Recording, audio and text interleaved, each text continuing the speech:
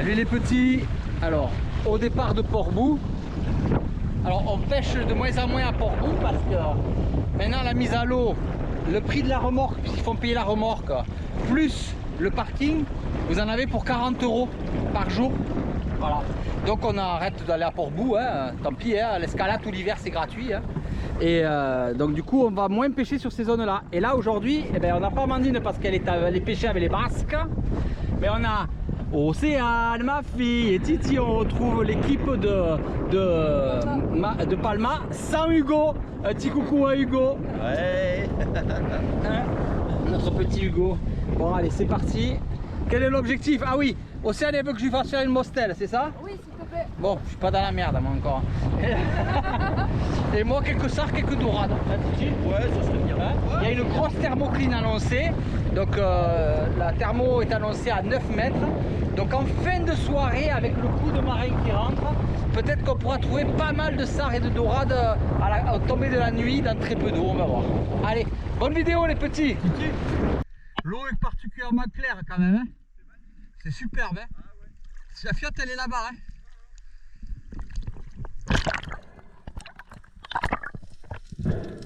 L'été, c'est toujours un plaisir de pouvoir pêcher dans l'eau claire et chaude.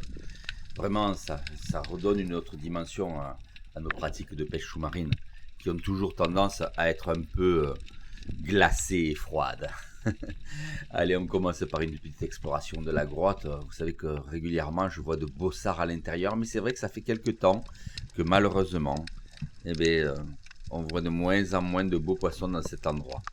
Mais c'est toujours un plaisir de pouvoir distinguer la grotte, de pouvoir se balader à l'intérieur et de ressortir de l'autre côté. Je prends toujours un immense plaisir à ça. Et regardez comme c'est beau. Magnifique.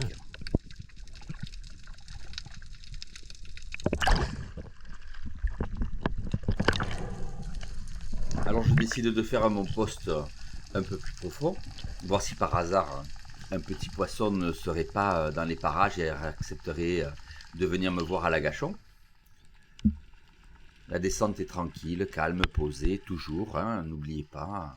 Essayez quand vous arrivez de choisir votre poste, si vous ne le connaissez pas. Vous vous placez tranquillement, vous essayez de faire le moins de bruit possible au départ, et ensuite vous essayez de déguiser l'intérêt des poissons par quelques petits bruits. Moi je frotte mon fusil contre le sol, en imitant en fait un poisson brouteur, hein. Mais là, un bateau passe au loin et j'aime pas trop ça parce que ça perturbe systématiquement le poisson et ça perturbe aussi mon appel.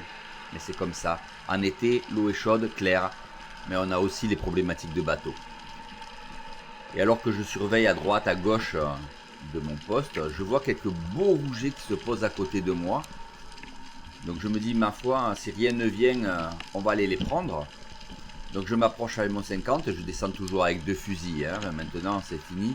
Et je choisis mon poisson, et mon premier tir est parfait, c'est chaînette. C'est important aussi de se rassurer sur son premier tir, pour pouvoir s'assurer de pleine possession de sa visée. Et là le poisson est particulièrement, c'est chaînette, c'est parfait. C'est exactement ce qu'il faut faire, on ne le fait pas souffrir, il n'a même pas besoin d'être tué après, c'est parfait. Et il sera délicieux à la plancha. Et je continue ma descente et sur une descente je tombe sur une première petite pastenague. On en verra pas mal dans la journée. Ça c'est quelque chose que j'ai remarqué depuis quelques temps. On a beaucoup plus de raies qu'il y a ne serait-ce que 10 ans. Mais vraiment beaucoup plus. Quand on voyait une ou deux raies avant dans l'année c'était rarissime. Maintenant c'est pas rare de voir 20, 30 raies.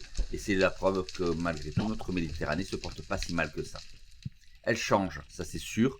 Le biotope change, c'est certain, mais c'est pas pour ça qu'elle se porte mal. Je descends là parce que j'avais repéré un sard dans un trou. Je regarde tranquillement, je cherche où est-ce qu'il a pu rentrer. Non, là il n'est pas rentré là. Donc il a dû glisser par le petit trou pour aller vers l'autre pierre. Oui, il est là, je le vois. Juste à l'entrée du trou, je dirige mon fusil et je le prends. Parfait, la flèche a bougé, c'est qu'il est pris. Souvent, le réflexe comme ça que la flèche bouge, c'est que le poisson est pris. On va au contact pour pas le déchirer et on va le chercher pour vraiment le tenir lors de la remontée. Un joli sard, parfait. Je l'ai bien pris et je l'avais repéré depuis la surface hein, et je remonte tranquillement. au droit de Titi qui m'avait gardé mon fusil. Parfait, très très belle prise. Je l'ai vu rentrer depuis la surface. Ah, elle est super la visite. La visite est magnifique. Bah alors le poisson est difficile. Hein. Ouais, J'ai pas trouvé de mostel pour l'instant. moi j'ai vu chier de cordes. Ah ouais? Ah, plein. Bah là on peut pas tirer, on est en France. Ouais, Hein. mais y a pas de souci, mais j'en ai vu plein. Si on pouvait en voir plein de Pas mal, l'autre côté, ce serait bien. Ah ouais, génial. Merci Thierry. J'aurais eu mon 75, je faisais une dorade plus grosse que celle que tu as fait à Palma. Merde. Dans 0 mètre d'eau, au bord, elle m'avait pas vu. Et je savais pas comment la tirer, je l'ai attirée en grattant le fusil. Elle Ouais. est venue devant, mais pas assez près pour. Merde, dommage. 75, je la faisais. J'ai cherché des mostels, j'ai pas trouvé de mostel. J'ai fait un rouget, un sort. J'ai Hein? essayé de tirer un rouget, mais j'ai raté. Ah, ok. Wow.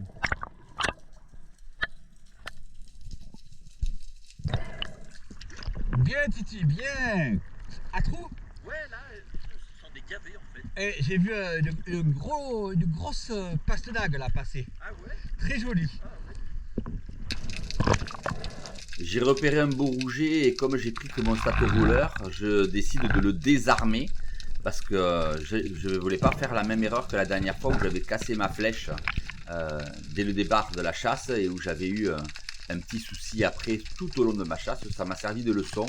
Donc j'ai désarmé au premier cran mon stato pour qu'il soit moins puissant et je descends, je gratte le fond, vous voyez, pour pouvoir m'approcher du rouget sans crainte. Ça l'intrigue en fait si vous voulez. Et de ce fait, eh bien, il décolle pas, il reste collé parce qu'il est intrigué par mon mouvement. Je peux m'approcher tranquillement. Et là, je vais pouvoir tester la stabilité et le tir du stato roller sur un tout petit poisson. Et regardez la précision. Hein, magnifique. Et regardez un peu la distance qu'a parcouru la flèche, même au premier cran. C'est un truc de fou. Ben, parfait. Encore un deuxième beau rouget à la croche poisson. Nickel. Et au moins, je n'ai pas endommagé ma flèche. C'est une très bonne chose. Précision du stato. Et là j'ai désarmé le fusil pour avoir moins de puissance et je peux faire mon rouget tranquille.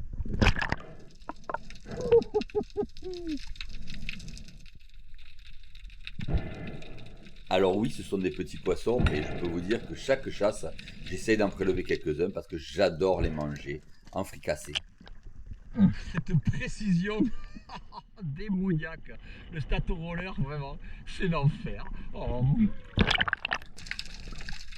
Je peux vous dire que les rougets, ça part pas au chat. Hein. Ceux-là, ils vont dans ma gamelle direct. Hein. Allez, on continue toujours cette pêche. On va faire un troisième. Hein. On va essayer de voir si on peut pas choisir encore un beau et ça sera parfait. 3 poissons pour la maison. Ça fera une petite fricassée tranquille. Allez, toujours la gratouille. Hein. Je gratouille. On laisse décoller les petits poissons. Parce qu'il y en a un gros qui est derrière, mais j'arrive pas à identifier où il est. Je pensais que c'était celui-là, mais non. Je m'approche, il doit être derrière. Non, c'est pas celui-là, il est trop petit. Ah, il est là. Non, c'est pas celui-là, si c'est celui-là. Et voilà, encore un de prix. Parfait, ça y est. J'ai ma fricassée, on va arrêter avec les rougets. Mais alors, je peux vous dire que c'était une tuerie le soir. Le fricassé de rouget ce soir, je vous dis pas. Mais je vais passer sur du beau poisson. J'ai reparé quelques sards là-bas. Je descends dans l'ombre de la pierre. Je longe la pierre pour arriver jusqu'à l'arête. Ça, c'est important de vous servir de l'ombre pour pouvoir vous cacher. Et vous allez voir cet agachon avec une action quand même particulière. Là, je me mets à l'agachon tranquillement, juste mon fusil qui dépasse. Et je commence à intriguer le poisson en frottant.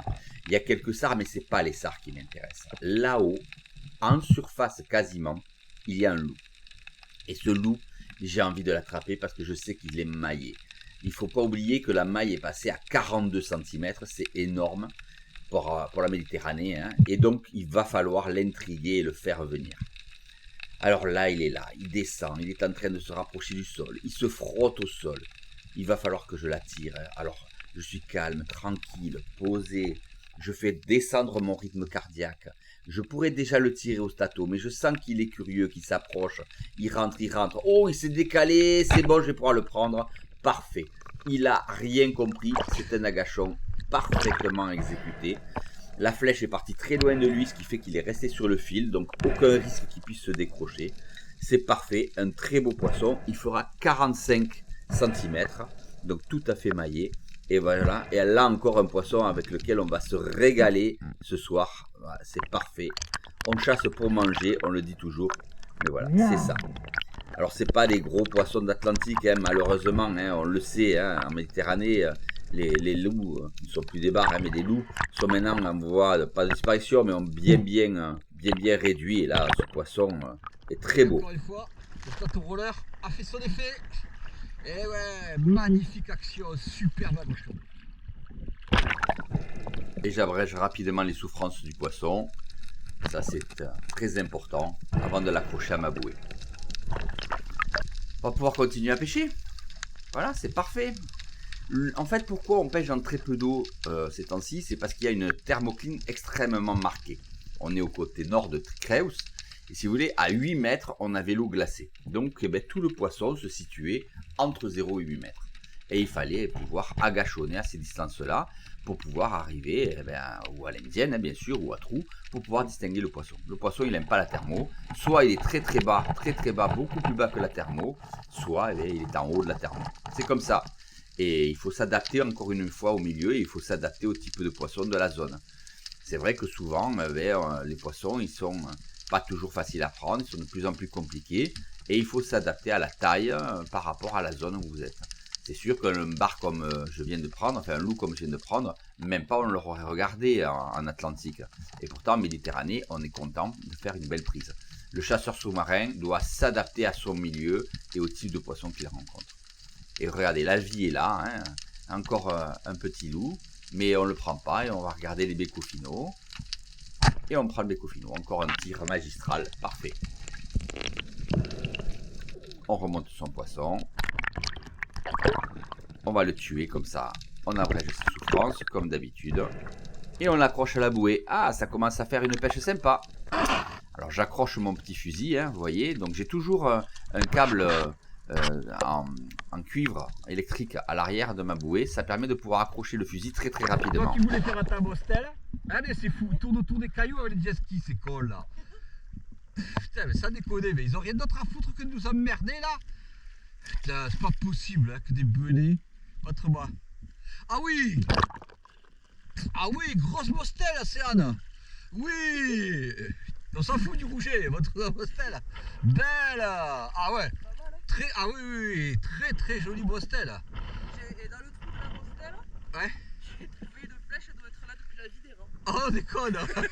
Incroyable! C'est quoi ça là? C'est donc. Ah oui, c'est un carnassier là. Eh, tu voulais la faire ta mostel aujourd'hui, hein? Elle est belle, mais dis donc, elle est grosse, hein? Raconte un peu comment tu l'as fait. Ouais, bah dans une espèce de grotte, je la vois passer, elle me regarde, je la laisse passer, elle repasse sur le deuxième fois. Magnifique! Voilà. T'es devenue super forte, ma fille. Fière de toi. Et tu dépollues la planète? Ouais, deux flèches qui doivent être là depuis une éternité. Ah ouais, purée. Regarde-moi ça. Et t'avais peur qu'elle gêne d'autres poissons, Ouais, du coup bah tu l'as enlevée? Ouais, c'est ça, je l'ai ramassée parce qu'elle était dans la pierre avec la mostel, il y avait un chapeau mais un bébé avec. Et je me suis dit, bah, ça va les emmerder, je l'enlève. Ah, c'est bien, t'as retrouvé la pierre comme ça. Ouais, ils seront tranquilles. Mais par moments, on fait des agachons, on voit beaucoup de poissons et on décide de ne pas tirer parce que on a déjà fait quelques poissons et que ça sert à rien d'aller tirer obligatoirement énormément de poissons. Là, je gratouille et les bécos finaux sont là, les sars sont là, les sopes, regardez. Oui, je pourrais le prendre celui-là là-haut. Mais bon, il n'est pas suffisamment gros, donc j'hésite. J'attends. Il y en a encore un là, magnifique. Pareil, je patiente. J'ai toujours l'espoir de voir arriver un poisson plus gros. Vous savez, dans une vidéo comme ça qui dure 20 minutes, en réalité, on va pêcher 7 heures. Et on va faire énormément d'agachons de ce type. C'est pour ça que je vous ai laissé cette image. Regardez, on voit du poisson, on voit des concentrations de poissons. Mais c'est pas pour ça qu'on prélève obligatoirement. On préfère des fois laisser le poisson en espérant un poisson plus gros. C'est tout, c'est comme ça, ce n'est pas grave. Ça permet aussi de pouvoir se faire du plaisir avec ce magnifique spectacle du balai de poissons qui se balade dans tous les sens. On se retapisse parce qu'il y en a un autre qui arrive. On se dit, allez, peut-être celui-là, il sera peut-être plus gros que les autres. Ouais, non, et puis de toute façon, il a tourné. Oui, t'inquiète pas, je suis là, t'as une magnifique murène, vas-y, fais-toi plaisir. On la cuisinera, on la coupera en darne, on la fera avec tu sais, du citron, des tomates et tout ça, et on la fera fariner, c'est super bon. Allez, vas-y. Elle est magnifique, mais elle est grosse, il faut que tu la prennes bien dans la longueur.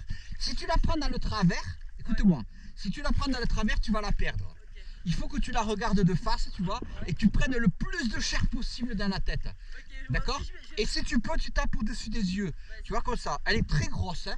Vraiment, elle est magnifique. Vas-y. Je vais prendre mon temps, au pire, Oui, prends ton temps. Océane commence à être de plus en plus performante en chasse sous-marine et je l'entraîne. Donc il faut bien qu'elle apprenne à tirer d'autres poissons. Là en l'occurrence une belle murène, c'est sa première. On va lui laisser la prendre, elle l'a trouvée toute seule et son tir est parfait. Je m'attendais à devoir la doubler, mais non, pas besoin. Regardez, elle a fait un tir one shot, elle a brisé la colonne de la murène et la murène, elle est morte. Donc c'est parfait, c'est nickel. Ma fille, tu es le champion. Tu l'as tué net. Elle croit. Eh non mais c'est...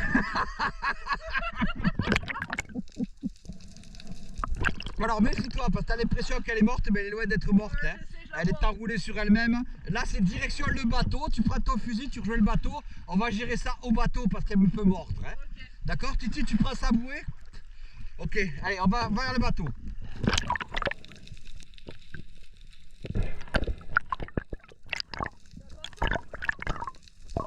Eh Titi, c'est dur la cinquantaine, hein. C'est la merde. Eh, t'as vu la fiat, regarde ça. Allez, montre-nous un peu. Elle est presque aussi grosse que toi. Bravo, ta première murène, hein. Magnifique. Sublime, en plus elle est belle, hein. Et en plus tu l'as tuée nette, hein, je veux dire là. En pleine tête. Ouais, tourne là, viens, on rapproche là, non, lève là. Oh, c'est lourd, tourne là comme ça. J'ai mal au bras. Alors toi, qu'est-ce que tu fais là? Oh, t'es jeune toi. Ça va? Ça va mon beau? Mais dans la chasse sous-marine moderne, nous avons peu de chance. C'est pas peu de chance, je m'exprime mal. Je dirais que on a l'opportunité de tirer peut-être une fois, 2 fois sur de beaux poissons dans la journée. C'est comme ça, c'est triste, mais c'est devenu difficile et des fois il faut pas rater sa chance. Je descends un peu plus profond que d'habitude et là je suis sur 13-14 mètres et je repère une belle cantare en bas, la dorade grise. Alors je décide d'y couler dessus. Elles sont très bonnes à manger en Méditerranée, mais bien meilleures qu'en Atlantique, où il y en a beaucoup. Et je la vois là, et elle m'intrigue, je dis allez, je vais la prendre, je vais me laisser couler et continuer à descendre. Et en faisant cette action, en commençant à couler, là vous voyez là, je commence à la prendre en visuel, je descends, je coule, je suis attiré à un moment donné par quelque chose sur le côté. Qu'est-ce que c'est ça là-bas? Oh, un sartembour. Oh, je descends dessus, mais c'est trop tard. Il m'a déjà repéré, il se lève, il va partir. J'ai tenté un tir de loin, je l'ai manqué. Quel dommage. Je l'avais pas vu. Je l'ai vu trop tard. Purée, je l'ai vu trop tard. Oh là là là là. Oh, je l'ai vu trop tard. J'étais omnibulé par la cantare, je l'ai vu trop tard. Le sartembour, putain. Et je peux vous dire que c'est le genre de poisson qui vous change d'une pêche. Hein. Mais c'est comme ça, c'est la vie et il faut faire avec. Donc du coup, je me replace à l'agachon. Et c'est un petit denti qui arrive. Un peu trop petit à mon goût. Ah, il doit faire même pas 1 kilo. Et je me repositionne à l'agachon un peu plus loin. Et à nouveau, il arrive. Ah, je me dis quand même, qu'est-ce que je fais? Je le prends, je le prends pas. Non, il est trop petit, on va le laisser. Vraiment... je préfère ne pas le tirer. Tant pis, c'est pas grave. Même s'il fait 1 kilo, ben, il restera tranquillement, il grossira et peut-être qu'un jour je recroiserai sa route. Mais vraiment, hein, je peux vous dire que ça m'intrigue, hein, ça me donne envie. Hein. Mais voilà, c'est pas grave. Encore une fois, notre chasse sous-marine est une chasse sélective. Il faut pouvoir respecter ça. Ah, il est trop petit le denti. C'est 1 kilo. Ah, trop petit. Et là, je vous ai laissé l'action parce que vous savez, souvent, on dit qu'il faut bien se cacher. Je m'étais tellement bien caché que je ne pouvais pas bouger. Et là, j'ai un banc de mulets qui arrive, je dis chouette, je vais pouvoir en prendre un pour mon chat, mais je peux pas bouger mon bras. Mon bras, il est bloqué par le caillou de l'autre côté. Impossible d'arriver à faire le mouvement qu'il faut. Du coup, ben, allez, je suis complètement bloqué, je peux rien faire, ça frotte de partout. Du coup, je fais peur aux poissons et j'essaie d'en prendre un au dernier moment et puis je le manque. J'étais bloqué dans ma pierre là. Je pouvais pas bouger pour aligner, c'était une horreur. Du coup, j'ai raté. Alors, dans la prise du parc marin, les mérous sont autorisés à partir de 55 cm et à l'extérieur du parc marin, pour l'instant, c'est 45 cm. Et là, j'ai l'opportunité d'en prendre un et je ne me gêne pas, je le prends. Il fera 48 cm. C'est pas un gros mérou, certes, mais c'est un mérou qui est maillé et qui est excellent à manger. Et comme vous savez, je ne tue que ce que je mange. D'ailleurs, vous voyez que là, j'ai ma lampe parce que justement, je suis à l'extérieur du parc marin, puisque dans le parc marin, la lampe est interdite, mais à l'extérieur, elle est autorisée. Voilà, Océane. C'est une belle pêche. Ça envoie du lourd. Hein, le père et le fils sont encore... ils se démerdent encore à chasse sous-marine, hein, les vieux. Hein, qu'est-ce que t'en penses? Pas mal. Hein, voilà, 15 poissons. Une belle pêche avec Titi aussi, hein Titi? Ouais. Ouais. Allez, bonne vidéo les petits, bye bye.